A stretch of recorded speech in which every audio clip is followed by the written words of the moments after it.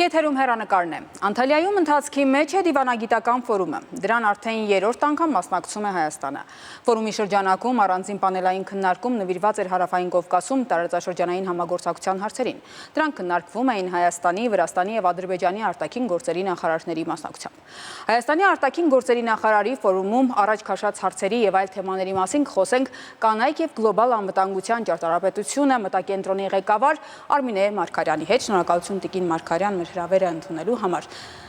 Շնորհակալ եմ հրավերի համար։ Ըստ էության դուք ևս հետևում եք այդ պանելային քննարկմանը եւ ինչ շեշտադրումներ տեսաք այնտեղ։ Գիտեք, ընդհանուր առմամբ նորից պետք է արձանագրենք, որ Հայաստանի եւ Ադրբեջանի մոտեցումները առհասարակ խաղաղության օրակարգին եւ տարածաշրջանային խաղաղության եւ անվտանգությանը ծայրահեղ տարբեր են։ Հայաստանը խոսում էր, ինչպես միշտ, կառուցողական բառամթերքով եւ փորձում էր ներկայացնել, որ բոլոր խնդիրները միաժամանակ լուծել հնարավոր չէ։ Այսինքն, եթե մենք կարողացել ենք համաձայնության գալ պայմանագրի տեքստի հետ կապված, ուրեմն լավ է, որ մենք այդ ստորագրենք եւ ըստ էության պայմանագրի տեքստը, ինչպես նախարար Միրզոյանը ընդգծեց, ունենալու է նաեւ հանձնաժողովներ համատեղ, որոնք այնուհետ կկարողանան աշխատել այն հարցերի շուրջ, որտեղ կողմերը կգտնվեն որոշակի տարաձայնությունների ուրեմն փուլում։ Նույնը չէ կարող ասել Ադրբեջանի մասին, որովհետև ես երկու հանգամանք կուզենայի առանձնացնել ադրբեջանական խոսույթի հետ կապված։ Մեկը վերաբերում էր միջազգային ատյաններում հայցերին։ Մենք բոլորս էլ գիտենք, որ հայկական կողմն արդեն համաձայնություն է տվել հրաժարվել այդ հայցերից, եթե պայմանագիրը ստորագրվում է։ Բայց ինչ է անում Ադրբեջանը։ Ադրբեջանը ըստ էության այդ թեման կապում է Հայաստանի կողմից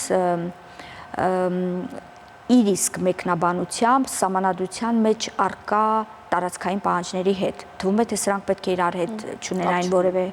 կապ, բայց այդպես իրենք փորձում են հիմնավորել, թե ինչու իրենք այսօր չեն ստորագրում այդ համաձայնագիրը։ Մասնավորապես, նրանք ասում են, որ եթե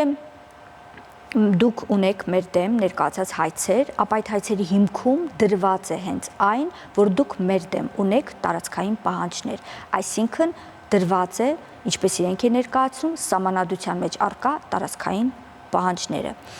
Հետևաբար պետք է այստեղ արձանագրենք, որ իրականում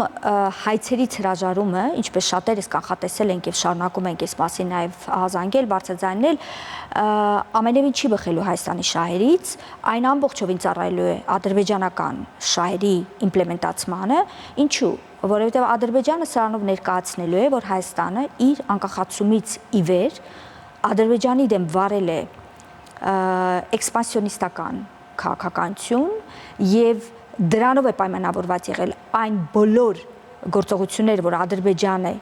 իրականացրել է եւ իրականացնում է Հայաստանի նկատմամբ, եւ եթե Հայաստանը դրանք հետ է վերցնում, նշանակում է Հայաստանը ընդունում է, որ ինքը Ադրբեջանի դեմ վարել է էքսպանսիոնիստական քաղաքականություն եւ առհասարակ Ադրբեջանում չկա հայատյացություն եւ ռասական խտրականության հիմքով նույն հիմնական հայցը ներկայացնելը,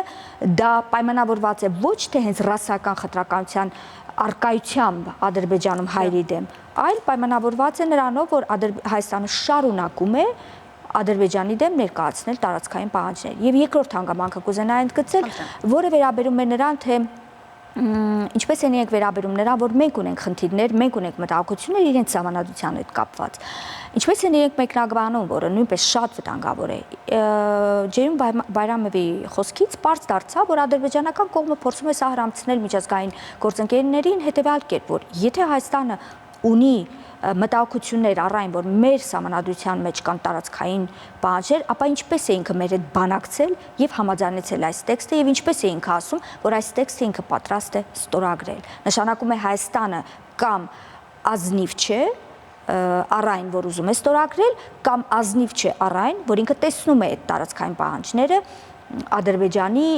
ուրեմն սահմանադրության մեջ եւ այստեղ արդեն այլ մտահոգություն է առաջ գալիս, այն որ նույն բովանդակությամբ վստահ եմ ապագայում մենք կլսենք նաև Ադրբեջանի կողմից դիրքորոշում առայն թե արդյոք իրենք օկուպացրել են 21-22 թվականներին Հայաստանի Հանրապետության սուվերեն տարածքը։ Իրենք շատ հանգիստ կարող են ասել, եթե դուք կարծում եք, որ մենք օկուպացրել ենք ձեր սուվերեն տարածքները, ապա ինչպես եք դուք մեր հետ բանակցում, պատրաստվում ստորագրել պայմանագիր եւ այդ հարցը չեք բարձրացնում, որտեւ դրանից առաջ նաեւ իր խոսույթում, երբ ինքը խոսում էր կոմունիկացիաների բացման մասին, ինքը ասում էր, որ մենք Հայաստանի հետ այս հարցերով չենք աշխատել, որտեւ մենք չենք կարող Հայաստանի հետ աշխատել, որտեւ մեր տարածքները օկուպացված էր։ Այսինքն ընդհանուր առմամբ բոլոր նարատիվները Ադրբեջանի կողմից ձևավորված են, որպեսզի իրենք հիմնավորեն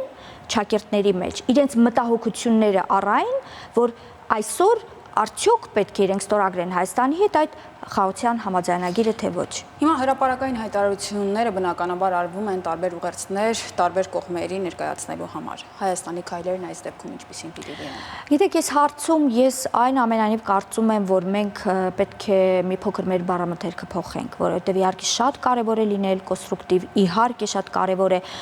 խաղաղության օրակարգը առաջ մղել, որովհետև սա ըստեյության մեզ օգնում է նաև ռիսկերի կառավարում անել, մասնավորապես հաշվի առնելով այն գլոբալ տեկտոնական շարժումները, որոնք տեղի են ունենում աշխարհում եւ մեր շուրջ։ Իհարկե մենք պետք է փորձենք հնարավորինս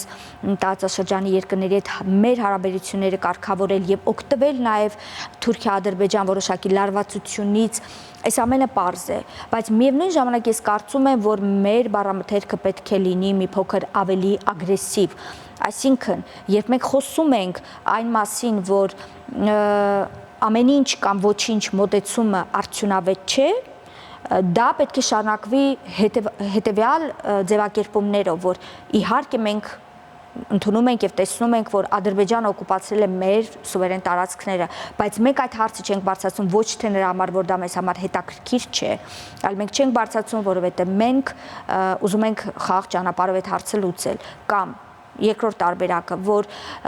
պետք է խոսել էթնիկ զտման մասին, այսինքն պետք է խոսել այդ հայտարարության մասին, նույնիսկ այսպիսի հրապարակային միջոցառումների ժամանակ այդ բառամթերքը պետք է օգտագործել, որովհետև անկախ նրանից մենք այդ բառամթերքը կօգտագործենք թե ոչ, դրանից Ադրբեջանի դիրքորոշումը չի փոխվի, բայց բառամթերքը օգտագործելը հնարավորություն կտա որոշակի առումով կանխարգելել Ադրբեջանի հականարատիվները մեր դեմ։ Իմ մտահոգությունը առավել կապված է տեղեկատվական դաշտում մեր բավական կասեի ոչ բավարար արդյունավետ լինելու հետ, իսկ արտաքին դաշտում դու ուժեղ ես լինում ոչ միայն նրանով, թե ինչպիսի բարեկամներ ունես, ինչքան ուրեմն ռեսուրսներ ունես, այլ նաև պայմանավորված է քո նրանով, թե որքանով ես դու կարողացել անընդհատ թմկահարել քո նարատիվներով։ Ըստ էության, երբ 20 թվականի պատերազմը եղավ, երբ մենք տեսանք տոտալ անտարբերություն միջազգային հանրության կողմից, դա նաև պայմանավորված էր նրանով, որ մենք նորից շատ երկչոյտ էինք եղել, մենք անընդհատ լռում էինք, որպեսզի գիտեք, ավելորդ, ինչպես մենք էինք ասում, ավելորդ չգրգռեինք Ադրբեջանին, քանի որ կար այդ 20%-ի խոսույթը, բայց չէ որ հիմա Ադրբեջանը այլ խոսույթներ է ձևավորում, եւ եթե մենք դրանց հակաքայլերը չունենանք, եթե մենք դրանց հականարատիվները չհրամցնենք ամենօրյա ռեժիմով, գիտեք, բոլոր մակարդակներով ընդ որում, եւ ՀԿ սեկտորով, եւ ուրեմն պետական մակարդակով, մենք շատ կարճ ժամանակահատվածում ուղղակի կարող ենք հայտնվել մի աշխարհում, երբ կպարզվի, որ ադրբեջանական մոտեցումները նույնիսկ այն, որ իրենք կարող են բանակցել եւ չստորագրել, լեգիտիմ են կալվում։ Տեղեկատվություն եւ հաղորդակցություն բառերն այս դեպքում միայն այս տեղին չի վերաբերում։ Ըստ էության Վատիկանում այնինչ տեղի ունեցավ որոշակի տեղեկատվության եւ հաղորդակցության արդյունք էր, հա։ Նախ ինչպես եք վերաբերվում դրան եւ դրա հակաքայլերն ինչպիսին պիտի լինեն։ Գիտեք, ես դժվար է պատկերացնում, որ կարող էր տվյալ միջոցառում տեղի ունենալ եւ այդ միջոցառման անցկացման վերաբերյալ հայկական կողմը չունենար տեղեկատվություն։ Եթե հայկական կողմը չի ունեցել նման տեղեկատվություն, սա խոսում է մեր ուրեմն համապատասխան ինստիտուտների բավական ուրեմն խոցելի լինելու մասին։ Իսկ եթե մենք ունեցել ենք այդ տեղեկատվությունը, բայց չենք կարողացել դրա հակաքայլերը իրականացնել, սա խոսում է նրա մասին, որ մենք բավարար տեղեկատվական դաշտում աշխատանք չենք իրականացրել, որպեսզի կարողանանք կանխարգելել նման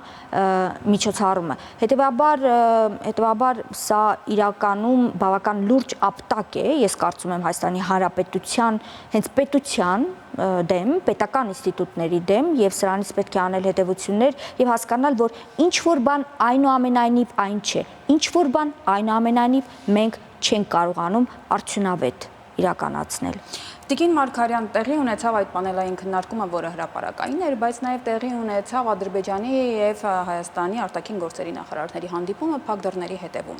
Փակ դռների հետևում եւ հրապարակային հայտարարություններում տարբերություններ կարող են լինել եւ ինչու։ Չեմ կարծում կարող են լինել, որովհետեւ Ադրբեջանը շատ բաց է, այսինքն իրենք իրականում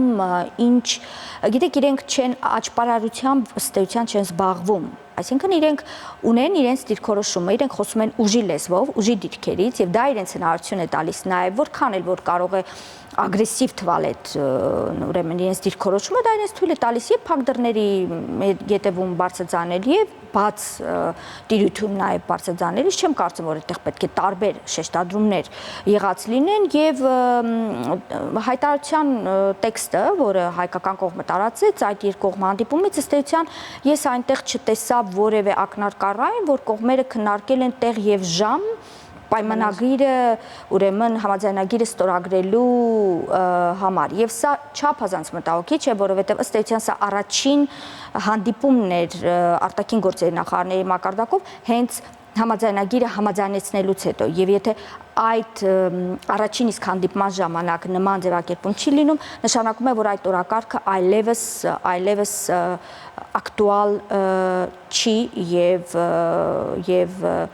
չեմ պատկերացնում, թե մենք ինչպես են կարողանալու հետ այսու այդ օրակարգը առաջ մղել։ Կարծում եմ անակնկալ չէր, որ այնտեղ չի կարող լինել տեղ եւ ժամ, քանի որ նախորդող խոսույթները այլ էին, բայց Ադրբեջանը այն որ փորձելու է հնարավորին չափ շատ ստանալ եւ տարբեր հայտարարություններ անել, իրենց դիրքորոշումը ըստ էության հասկանալի է, բայց մինչև որտեղ կարող է դա ձգել, ինչը կարող է ստիպել Ադրբեջանին գալ առավել կառուցողական դաշտի վերջո ստորագրել։ Գիտեք, ես կարծում եմ, որ աշխարհում կա մեկ պետություն, ով կարող է ազդել Ադրբեջանի վրա, որպեսզի Ադրբեջանը Հայաստանի հետ ստորագրի խաղաղության համաձայնագիրը եւ այդ պետության անունը Թուրքիա է։ Հետևաբար շատ կարևոր է, որպեսզի մենք կարողանանք Թուրքիային կոմունիկացնել այս գործընթացում, բայց այս կոմունիկացիան շատ այսպես կոմունիկացիայի եւ Թուրքիային որպես միջնորդ ունենալու արանքում շատ նեղ այսպիսի մի գիծ է գնում, որովհետեւ Թուրքիան որպես միջնորդ ըստ էության սա իրենից կարող է ներկայացնել վտանգ, որովհետեւ Թուրքիան եւ Ադրբեջանը դաշնակիցներ են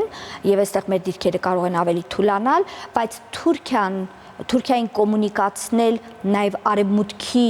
աջակցությամբ եւ արևմուտքի դրդմամբ առայն, որ եթե համաձայնագիրը ստորագրի, դա մեծացնել է Թուրքիայի դերակատարությունը ուրեմն տարածաշրջանում, դա նաեւ հնարավորություն է տալու Հայաստան-Թուրքիա սահմանի հնարավոր բացման, դա հնարավորություն է տալու Թուրքիային նաեւ տնտեսական որոշակի դիվիդենդներ շահել Հայաստանի հետ սահմանամերձ այդ շրջաններից թուրքական, Այսինքն սրանք հարցեր են, որոնք պետք է եւ այստեղ մի կարևոր հանգամանք էլ կա, որ ես կարծում եմ, որ մենք շատ պետք է նաեւ թմկարենք այն հարցը, որ Թուրքիան լինելով հզորը Թուրքիա-Ադրբեջան հարաբերություններում այսօր թույլի դիրքերից է հանդես գալիս, որովհետև ամբողջովին կարծես թե դարձել է Ադրբեջանի կամակատարը, Հիշենք նույն կամուրջը երբ բարձվեց Մարգարայի Ադրբեջանի հայտարարությունները, այո, եւ Ադրբեջանի հայտարարություն եւ Թուրքիայի եղան հայտարարություններ, այսինքն սա էլ ինչ որ մի գործիք է, որը պետք է փորձենք օգտագործել, իհարկե շատ հեշտ է ասել պետք է փորձենք օգտագործել, իհարկե շատ դժվարին ժամանակներ են, բայց այնուամենայնիվ հնարավորինս բոլոր այսպես օղակները պետք է օգտագործենք, որպեսզի Թուրքիայի միջոցով մասնավորապես կարողանանք Ադրբեջանին ստիպել ստորագրել այս համաձայնագիրը։ Շնորհակալություն, ես հիշեցնեմ իմ զրուցակիցը կանայք եւ գլոբալ անվտանգության ճարտարապետությունը մտակենտրոնի ղեկավար Արմինե Մարգարյանն էր։